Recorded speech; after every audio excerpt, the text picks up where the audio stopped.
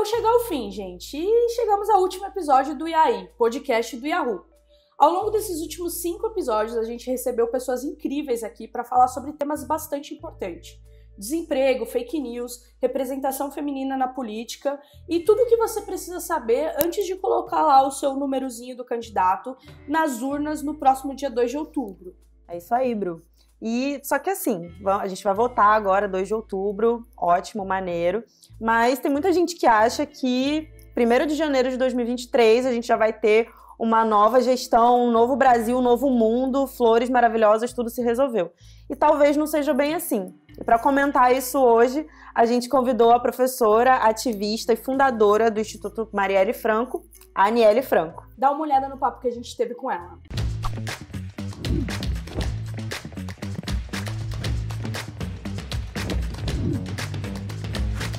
Muito obrigada, Aniele, por participar aqui com a gente desse episódio. E que tem o tema que já vai ser a minha primeira pergunta. A gente vem falando aqui nos últimos episódios sobre eleições, fake news, o que vai acontecer aqui no próximo 2 de outubro. E acho que tem uma pergunta que não quer calar aí para muita gente.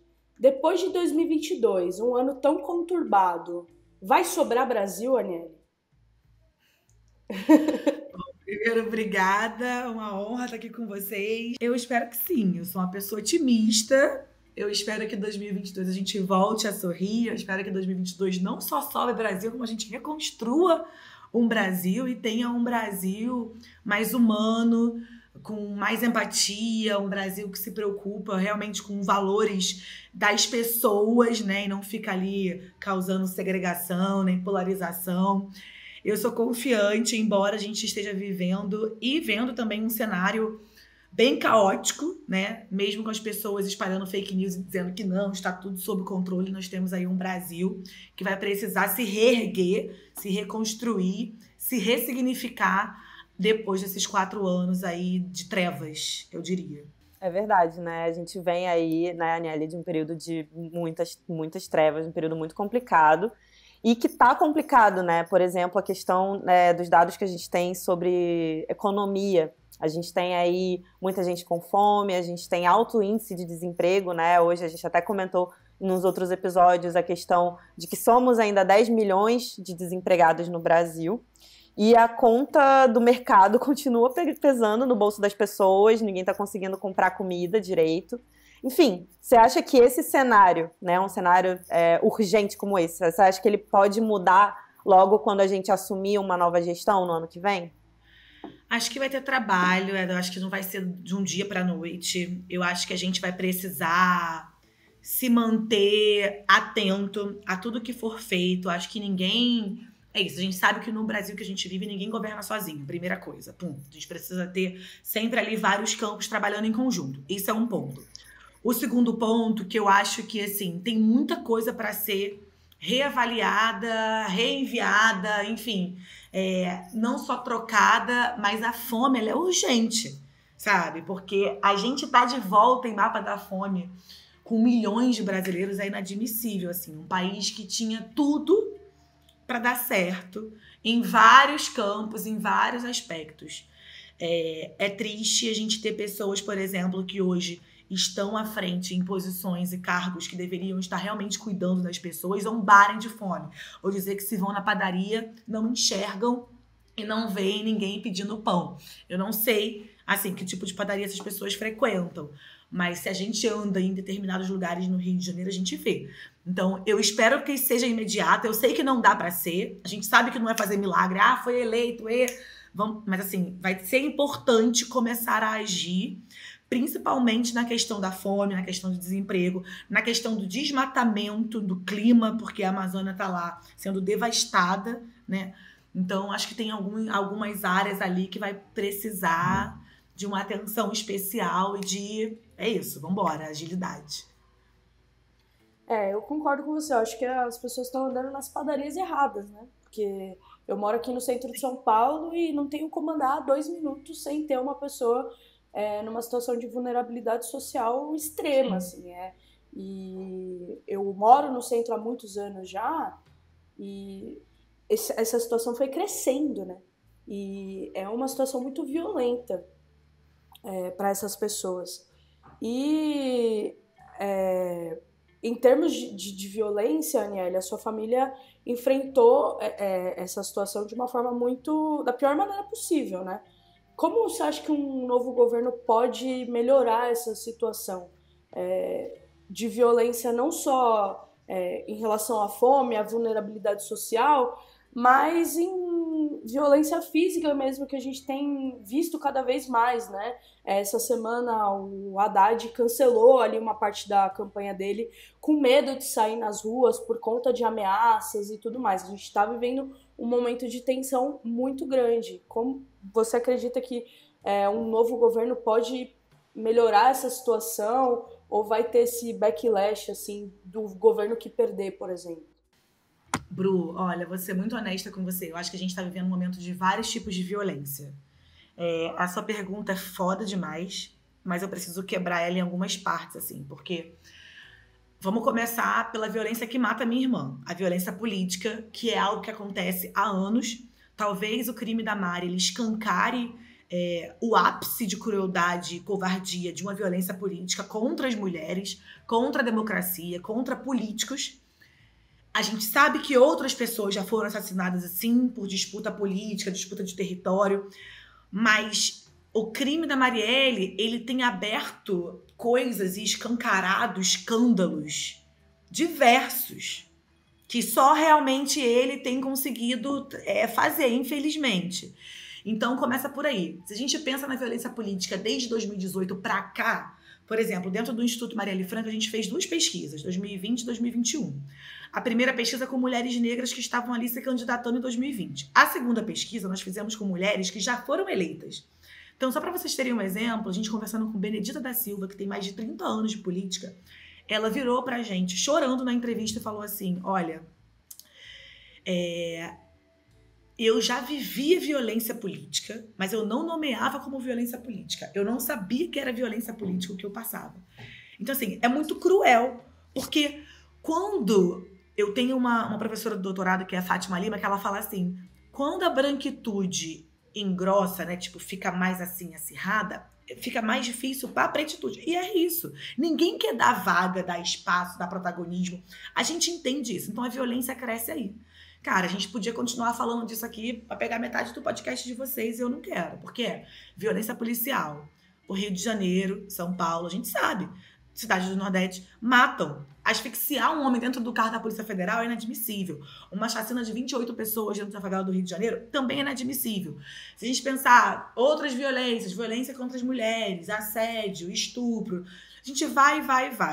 Eu não sei, Bru, tipo, quando que a gente vai conseguir diminuir, como que a gente vai conseguir ter um país onde a gente não tenha medo de andar na rua e ser o que a gente é. Onde a gente eu posso sair de vermelho e eu não vou ser xingada ou cuspida na cara como eu fui em 2018 com a minha filha no colo. Mas o que eu sei é que pra mudar, as pessoas precisam de empatia. Eu sei que é uma coisa muito piegas, assim, alguém fala, ai, que ridículo. Não, porque quando mataram a minha irmã, eu fui atacada e eu fui cuspida, e eu fui xingada, eu fui ameaçada, com as pessoas falando assim, mataram aquela macaca, bem feito, já morreu tarde. Ninguém merece morrer daquela maneira. Ninguém. Eu não quero saber em quem você vota. Não me interessa isso. Ninguém merece morrer daquela maneira. É uma violência constante. E quando a gente tem pessoas que legitimam esse tipo de violência, que acham ok porte de arma, que acham ok se defender, acham ok incitar ódio e dizer, né, entre os apoiadores que, olha, se você vê fulano assim, assado, ataca mesmo, vai pra cima, xinga.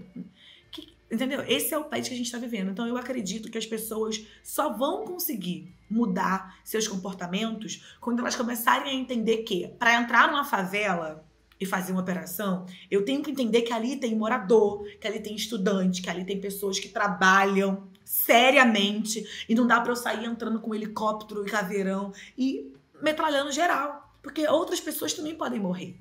Enquanto a gente não tiver essa consciência, não dá. Enquanto as pessoas zombarem, como a gente viu agora na última semana, um delegado zombando da morte da Marielle, uma pessoa que deveria estar protegendo, estar agindo no caso, zombando de uma mina que mordeu com 5 tiros na cabeça, que ninguém até hoje sabe quem mandou matar.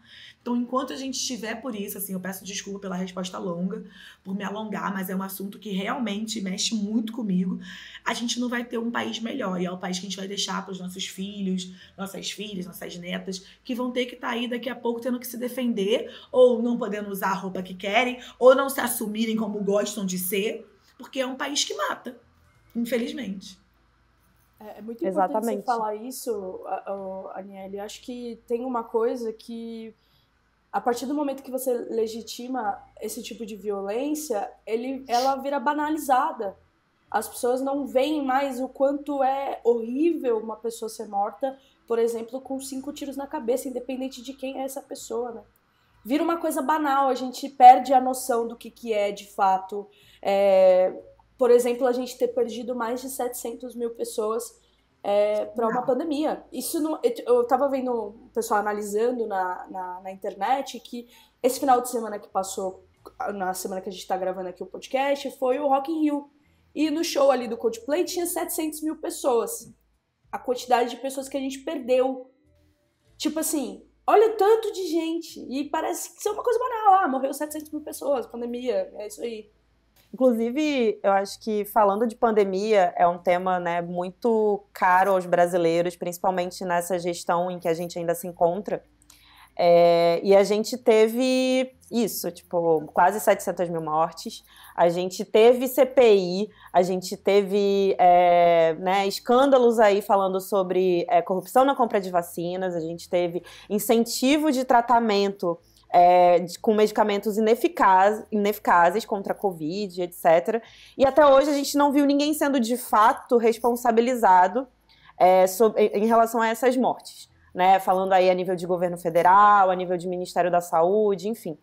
Será que em 2023 a gente vai conseguir, talvez, com outra gestão, não só presidencial, mas outras gestões nos estados, né, um esforço maior para que a gente tenha, talvez, aí um judiciário que se apresse em garantir, acho que não tem como nem dizer justiça, né, porque a gente está falando de vida e de morte, mas em responsabilizar os culpados por essa catástrofe que a gente viveu e que a gente ainda está vivendo, né, a rebarba dela?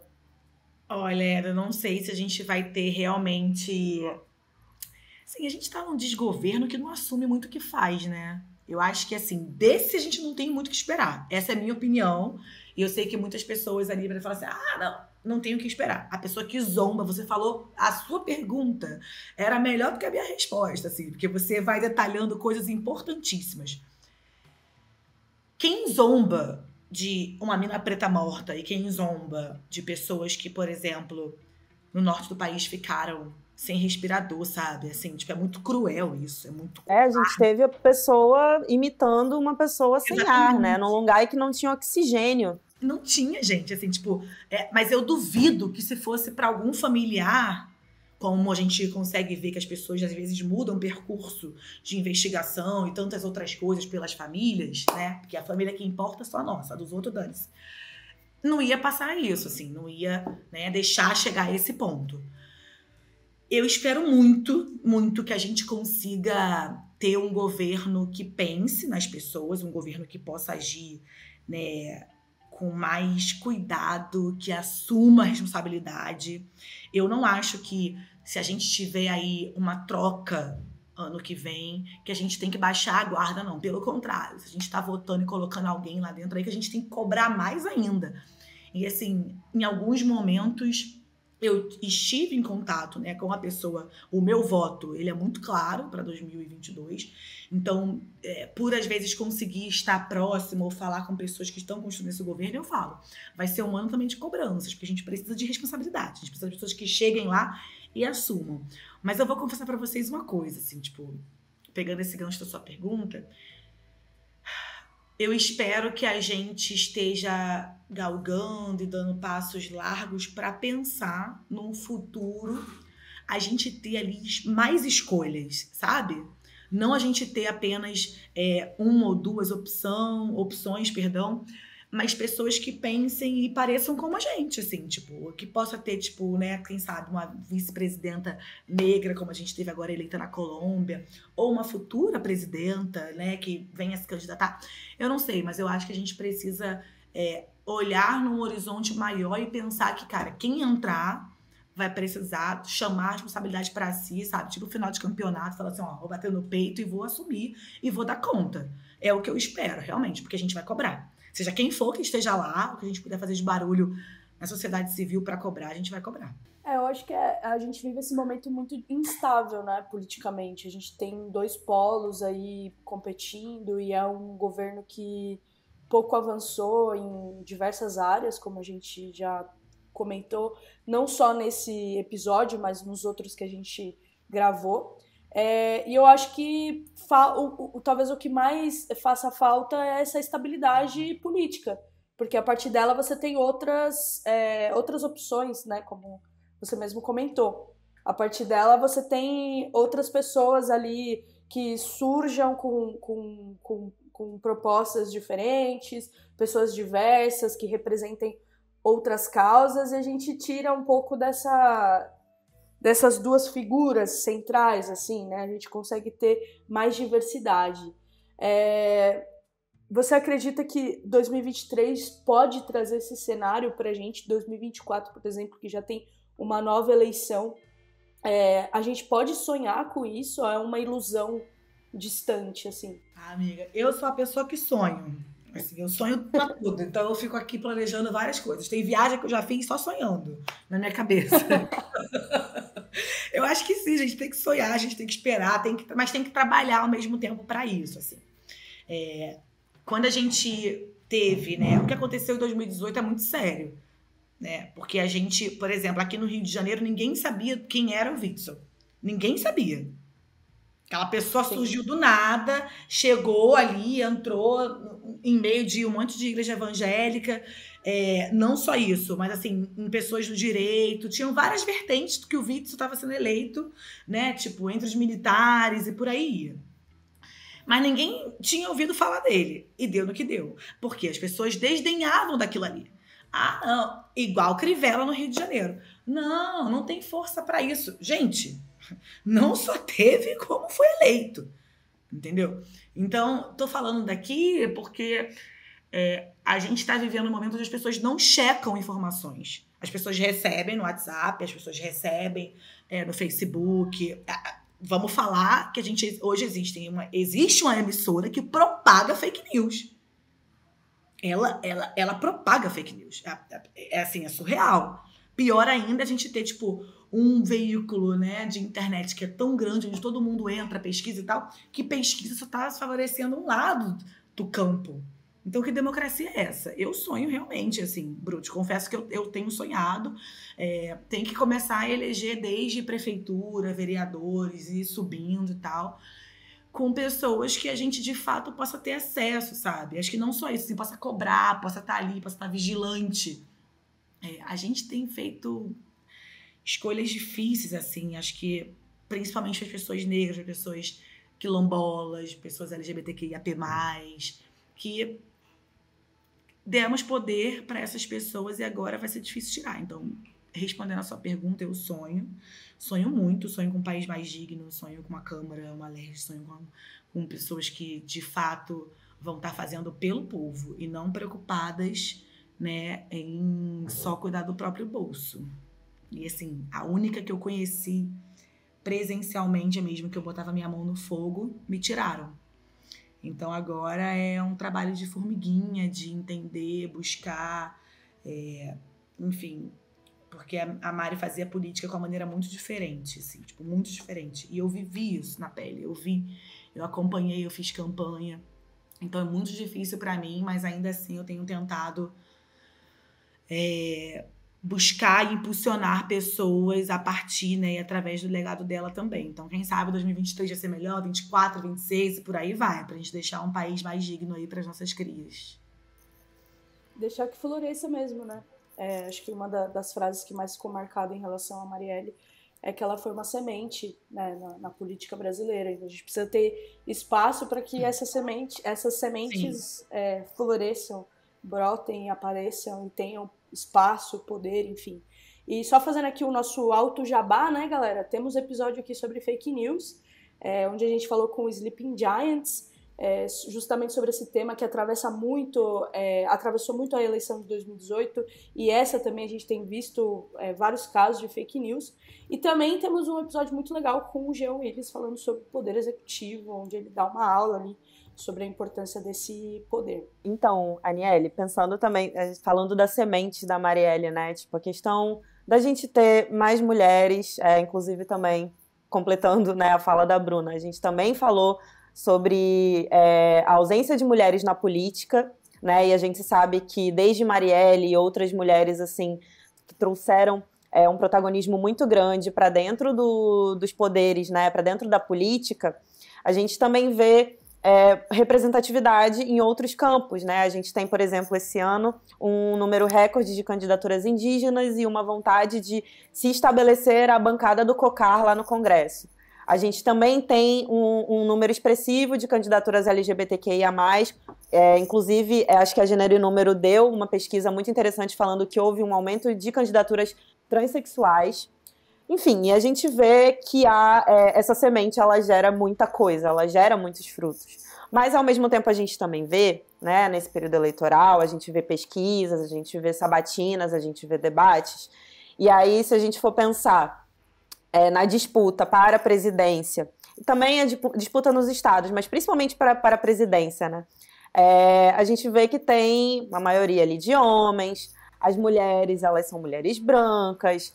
Nas sabatinas e nos debates, pouco se fala sobre a diversidade, a representatividade, certas urgências que são mais... Nada se fala, né? Exatamente, nada se fala sobre certas urgências, como a questão do assassinato da população negra, o assassinato da população LGBT, o desmatamento, né, que você trouxe mais cedo. E aí, a gente quer, né, todo mundo fala que quer mudar o Brasil, a gente quer uma mudança para 2023... Mas, assim, se a gente for pensar nessas candidaturas que estão mais à frente nas pesquisas, né? Os 4 primeiros lugares. Eles têm agendas, têm propostas, tudo ali, muito bonitinho, vai mudar. Alguns querem manter.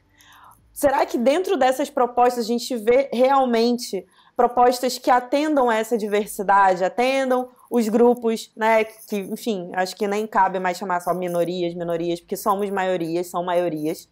Será que esses candidatos e candidatas estão pensando nessa galera? Estão pensando nessas urgências? Acho que alguns sim, outros não. Às vezes pensam superficialmente. A gente fez uma crítica muito dura, assim, aquele debate. O primeiro debate que teve da Band, não só, né, aquela misoginia reinando ali, não tínhamos quase pessoas negras entrevistando, fazendo perguntas também, tipo, nenhum, zero, né? Tinha uma mina preta que estava ali no intervalo falando de número e tal. Não se falou da questão racial, não se falou. E aí, se a gente olhar para os nossos vizinhos, por exemplo, quando o Boric foi eleito agora no Chile, os ministérios, assim, surreal. Eu achei aquilo incrível. Eu estava na posse, inclusive. De 24, se eu não me engano, eram 18 mulheres. Assim, isso nunca visto na história, sabe? Então, eu, por exemplo, fui pro Twitter e critiquei. Eu falei assim, não falar de paridade, falar que você vai esperar acontecer, isso tá errado. Tipo, não dá. Porque a gente tá muito cansada das pessoas decidirem pelos nossos corpos, entendeu? Então, agora, vários homens ditando o que pode ser feito de regra de corpo de mulher ou não. Eu acho que falta muito para evoluir, Eda. Assim, sendo muito sincera com você, eu acho que não é suficiente. É por isso que eu falo que talvez, independente de quem ganha, a gente tenha mais campo de entrada e abertura para dialogar e trazer nossas pautas. Ou talvez não, ou talvez a gente vai ter que continuar fazendo como a gente tem feito agora. Batendo na porta toda hora, né, denunciando aqui e fora do país. Eu não sei. Mas violência policial, violência racial, paridade de gênero, né? Tipo, a questão do aborto, por exemplo, ninguém toca. Isso é pauta de que perca o eleitor, vamos falar de gênero, perde eleitor. Porque as pessoas ainda, assim como as pessoas dizem que defender direitos humanos é defender bandido, as pessoas acham que as mulheres querem transar e abortar a hora que querem. Ah, vou transar, vou tirar. E não é isso. né? Assim, é muito básico, assim. As pessoas não sabem nem o que é ser feminista. E quando você fala assim, eu sou feminista, Deus me livre e guarde. Então, já começa aquela coisa assustadora. E em campanha eleitoral que a gente mais vê isso. As pessoas não usam termos como esse para não perderem votos. Porque não sabem a definição de certas coisas. Então, acho que é um trabalho de formiguinha, sabe? É um trabalho muito difícil de ser feito, mas eu acredito que é diálogo, é educação de base mesmo, para poder pautar e entender. Mãe, o que é representatividade? Tem criança, aluna de 5º, 6º ano que não sabe o que é, porque não olha um livro e não vê uma foto de um cara negro ou de uma menina negra. Então não se vê ali, sabe? A gente tá com esse vídeo bombando de ontem da Ariel, da Pequena Sereia Negra. As crianças estão... Estava pensando nisso. Exatamente, as crianças estão enlouquecidas, tipo, mamãe, ela parece comigo, falando várias coisas, assim. É isso, assim, é um trabalho que vai ser difícil, é um trabalho que vai ter que ser feito mesmo, tipo, na educação ali, que é a base de tudo, mas eu não acho que todos eles falam de tudo, eu acho que deixa muito a desejar, e eu acho que sim, teremos que estar atentos e pedindo para realmente que as nossas pautas sejam ouvidas, né? E a gente está muito cansado, para concluir, de sempre ter alguém fazendo por nós, sabe? Tipo, não dá para ter um governo todo branco pensando questão racial. A gente tem um monte de intelectual negra por aí que tá ali, tipo, sedento por falar, olha, deixa que eu explique, eu ajudo, eu tenho capacidade para isso, eu posso falar por mim mesma. Mas ainda assim é difícil, né? Porque ninguém quer ceder, ninguém quer dar protagonismo, tem muito ego, enfim. Esse ponto de não ter temas, né? O aborto, por exemplo, é uma coisa que parece assim que a gente não teve. Esse ano, por exemplo, uma criança que foi impedida de abortar e o governo se manifestou mal e porcamente sobre isso. Parece assim que nada disso aconteceu, né?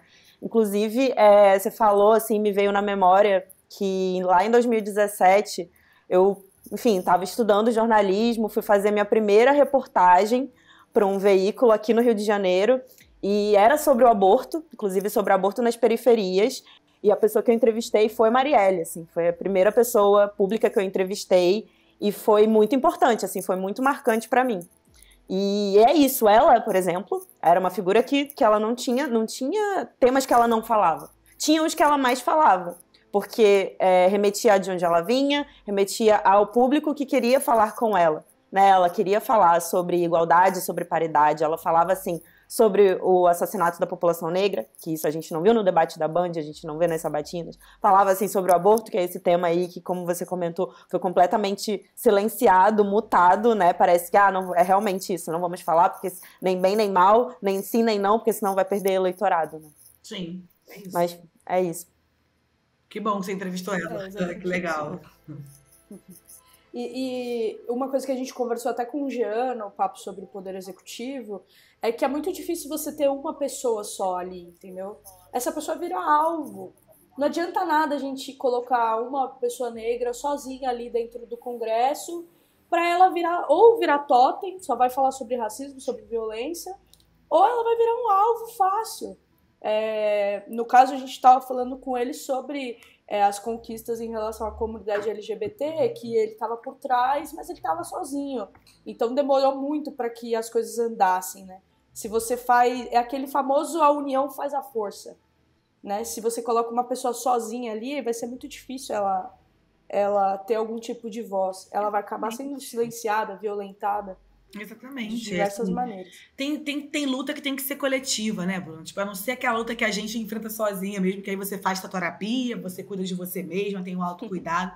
Mas tem outras que não dá, cara. Assim, eu acho que as pessoas não entendem isso. Eu acho que ainda tem aquela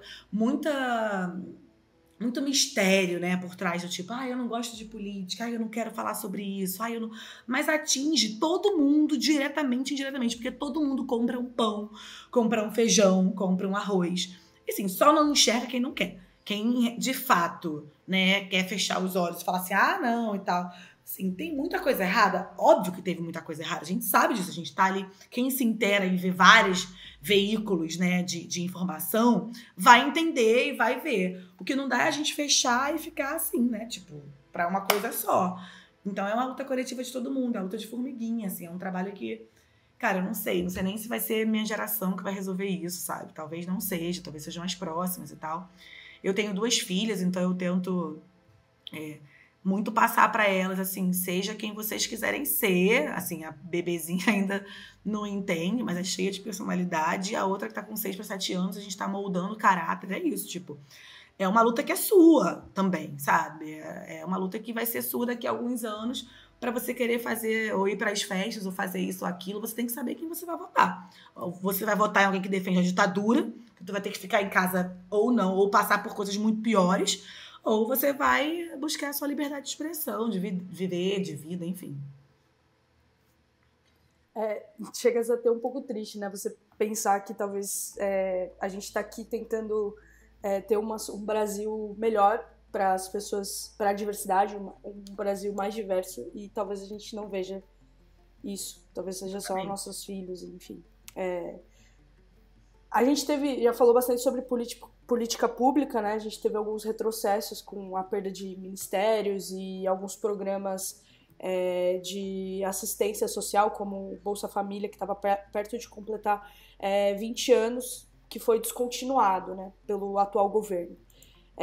Você acredita que a receita para talvez trazer um pouco mais de melhoria para o país é repetir o que já foi feito, voltando com as secretarias, com os programas, etc., ou criar tudo do zero? O Brasil, por exemplo, num possível governo Lula, não é mais o Brasil de 2002. A gente tem outras pautas, outras situações. Aquela receita, você acha que funcionaria hoje? Olha, eu costumo brincar aqui no Rio e falar assim, o Rio é lindo, mas o que ferra é o eleitorado. Eu não sei, acho que ia construir tudo do zero. O fã-clube, né? Amiga, tipo isso, assim. Isso é muito difícil. Eu realmente acho que, assim, é muito difícil criar tudo do zero. Eu não acho que seja impossível. Eu acho que quando as pessoas querem, as pessoas fazem, entendeu? Quando a gente bota na cabeça, vamos fazer. A gente faz. Mas tem muito programa, muita secretaria, muitos ministérios que eu acho que precisam, sim, ser olhados com carinho, assim. Então, Ministério da Mulher, né? Tipo, vamos falar aqui de um assunto que pega a gente. A ministra de hoje não me representa. Assim, ministra da Mulher, da Família, não dá. São assuntos que não dá pra tu botar tudo na mesma sacola, balançar, como se fosse fazer um sorteio, tirar um e falar assim, hoje eu vou cuidar desse. Tipo, não dá. A gente teve na OEA e na ONU, agora, enquanto sociedade civil, fazendo falas e mostrando números, por exemplo, de violência contra a mulher, que os representantes do governo que estavam lá presentes falaram assim, não. E as pessoas responsáveis pelo OEA falaram, a gente tá conversando aqui de país diferente? E não era. Porque eles têm os dados que eles inventam, que eles criam, mas quem tá na base mesmo, dentro de uma favela, sabe o que é viver aquilo.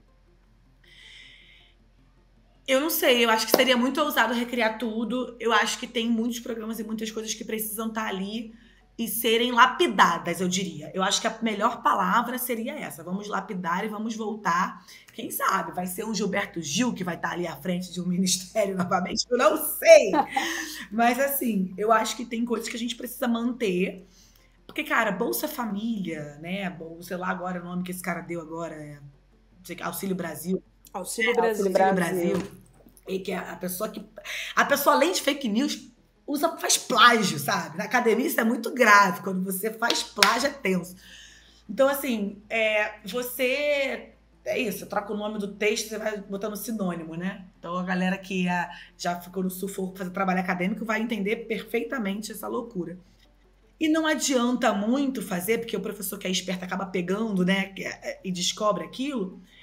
Mexe diretamente num lugar que, cara, é a vida das pessoas, sabe? Assim, aquela afirmação de falar, a gente fez o auxílio emergencial, mas que no início era de R$200, e a oposição briga para botar 600, ele hoje bate no peito falando que não era, é muito difícil isso de engolir. Porque tem gente que acredita mesmo naquilo ali. Aí você vê o cara que humilhou a diarista ontem, todo cagado, todo cheio de treta por trás, recebia auxílio emergencial sem nem precisar. Milhões de militares recebendo sem nem precisar. É muito difícil, gente. Eu não sei, assim, quando que a gente vai ter um país livre disso, sabe? Porque eu acho que todo mundo erra. Existem vários erros. Mas para reconstruir tem que querer. E para querer tem que abrir mão de privilégio. E para abrir mão de privilégio, a pessoa branca, principalmente privilegiada, hétera, que tá ali falando assim, não, aqui eu não posso mexer. Fora isso, fora que não governa sozinho. Então a gente já falou sobre isso no início. Tem várias pessoas e várias coisas que tem que mexer e andar na mesma direção. E quando não se consegue isso, quem sofre é o povo, né? Quem sofre é quem tá aqui comprando feijão de R$10, R$8. Que isso, gente? Tipo, um quilo de qualquer carne que você vai olhar agora no mínimo R$70. Quem é que vive assim? É por isso que volta ao mapa da fome, sabe? Então, eu acho que sim, amiga. Acho que tem programas que vão ser lapidados. Nós não somos realmente aquele eleitorado mais de 2002, eu entendo, eu super compreendo isso.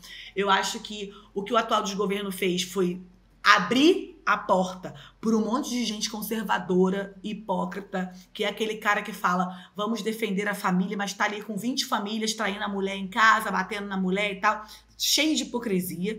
Mas a gente também tem que entender que as pessoas evoluem e que a gente precisa dialogar. Assim, eu sempre me disponibilizo a dialogar quando não tem desrespeito. Quando começa a me xingar disso, daquilo, aí eu falo, não dialogo mais. Mas a gente precisa colocar ali fontes, precisa explicar o que é fake news, precisa explicar que ninguém merece morrer dessa maneira, precisa explicar que o aborto não é dessa maneira que é pensado.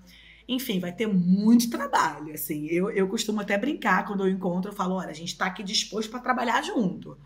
Trabalho a gente nunca fugiu, mas tem que querer trabalhar também, né? Então... É um trabalho em geral, né? Sim. Todo mundo junto, como a gente já falou antes, é um trabalho de formiguinha. Sim. E nesse trabalho de formiguinha também, assim, antes de 2023, a gente tem um trabalho de formiguinha que é daqui a pouco, que é o 2 de outubro, né?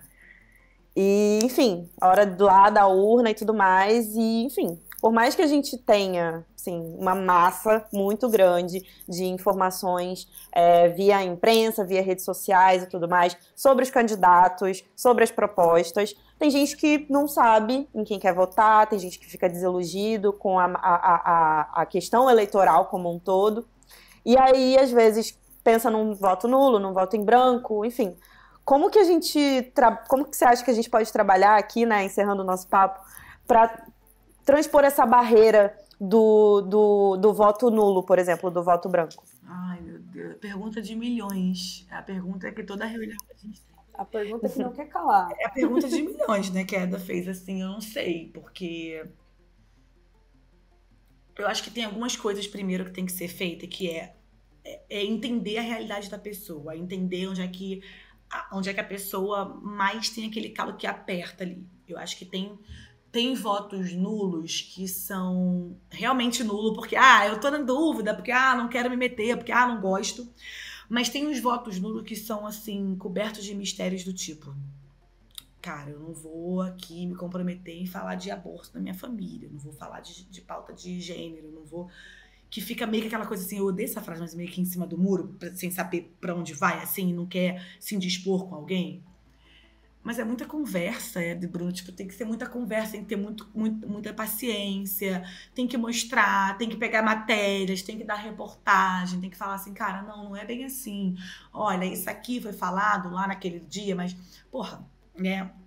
Porque a gente não quer dar nome, né, de emissora, de lugares que fazem isso, mas sabe aquela emissora que leva vários bolsonaristas só pra falar, mas que nunca leva outras pessoas que pensam diferente deles, assim, tipo...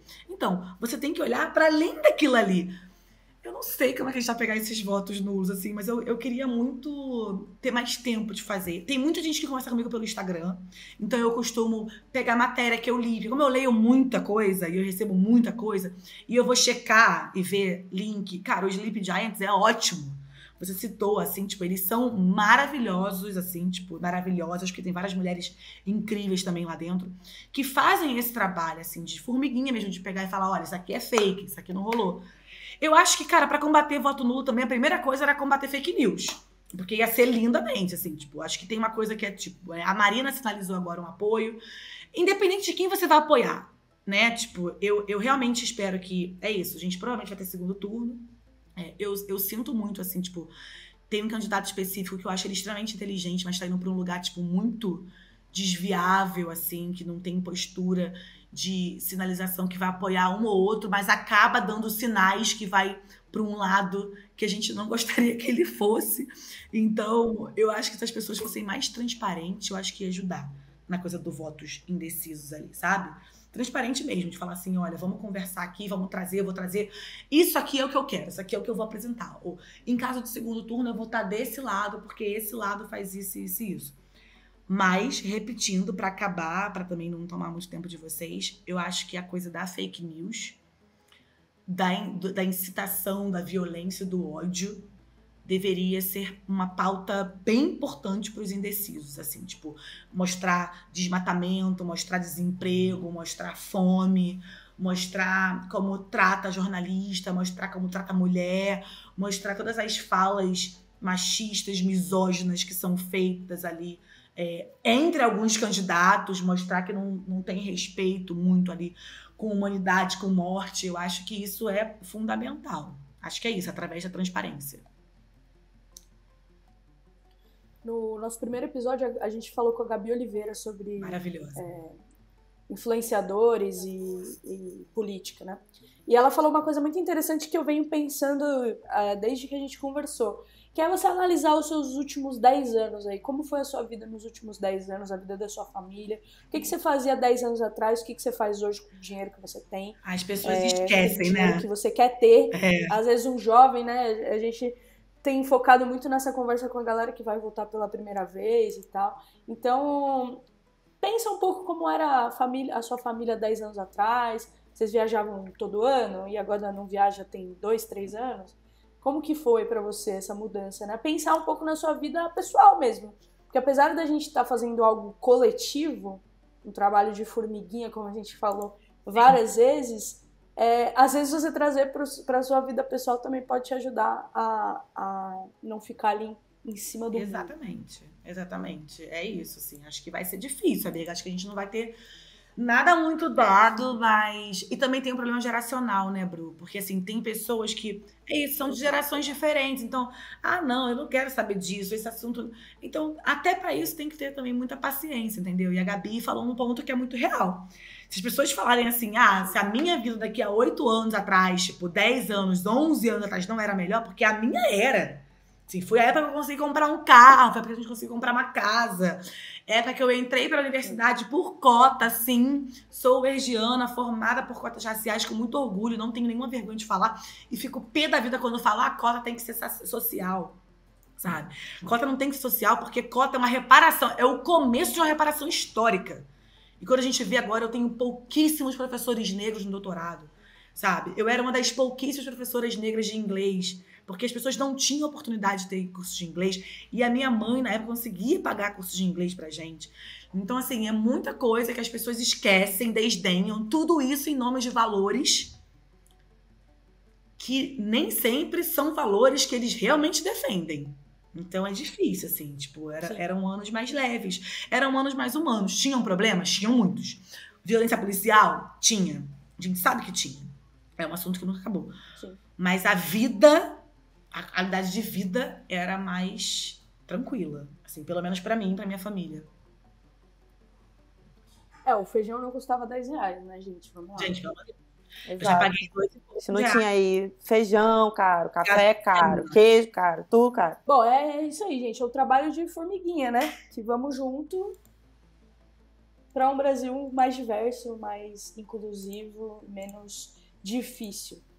Isso, tomara. Vamos continuar sonhando, buscando, fazendo a nossa parte, respeitando as pessoas, né? Porque a gente não nasceu igual, a gente tem aí nossas diferenças, independente do que a gente crê, acredita, a gente tem que se respeitar. Eu acho que é o que falta muito nesse país ainda, mas quem sabe a gente tá aí perto de obter mudanças melhores, porque o fã-clube vai continuar, né? Vai ser duro, mas a gente tem que estar ali preparada para dar conta disso. Mas é isso, Aniele. Muito obrigada por ter topado falar com a gente. Você trouxe muitas coisas ótimas para essa conversa. A gente estava muito ansiosa para conversar hoje, até porque esse é o último episódio da temporada, né? E era o episódio assim, vamos conversar sobre o depois de tudo isso, né? Ano que vem, o que vai acontecer. Então a gente estava bem animada também com esse papo. Sim, não. Obrigada a vocês pelo convite que vocês precisarem. A gente tá aqui, se faltar alguma coisa, estou à disposição. Vamos que vamos, somando força e seguir firmes adiante, porque só a luta que muda a vida mesmo. Obrigada, Aniele. Super beijo, gente. Tchau. Tchau, tchau. Beijão. Beijo.